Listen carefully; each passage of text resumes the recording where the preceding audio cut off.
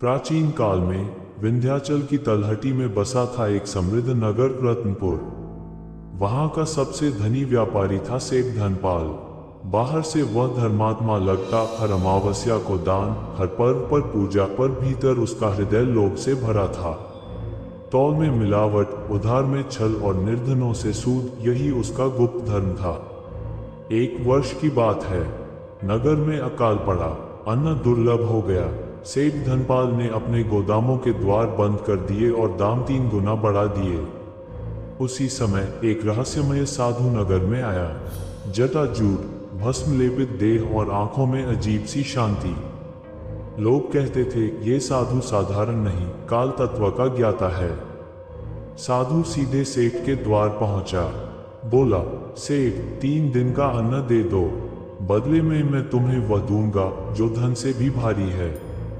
सेठ हंसा। साधु, धन ही सब कुछ है, फिर भी यदि कुछ चमत्कार दिखाओ तो विचार करूं। साधु ने भूमि पर एक रेखा खींची और बोला, ये रेखा सत्य की है, जो इसे लांघेगा उसके जीवन का सबसे गुप्त लेखा खुल जाएगा। सेठ ने इसे ढोंग समझा, पर जिज्ञासा जागी। उसने साधु को भीतर बुलाया और 3 मुट्ठी अन्न दे दिया, अपने हिसाब से काफी। रात को सेठ को विचित्र स्वप्न आने लगे। उसने देखा उसके तराजू बोल रहे हैं, सिक्के रो रहे हैं और उसके गोदामों में अन्न नहीं, अस्थियां भरी हैं। स्वप्न में वही साधु बोला, जो अन्न तूने छीना वही तुझे खा रहा है। घबरा कर सेठ जागा। बाहर देखा तो आंगन में वही रेखा चमक रही थी। जैसे ही उसने रेखा लांघी, दीवारों पर उसके जीवन के दृश्य उभर आए। किस किसान को लूटा, किस विधवा से छल किया, किस भूखे को लौटाया।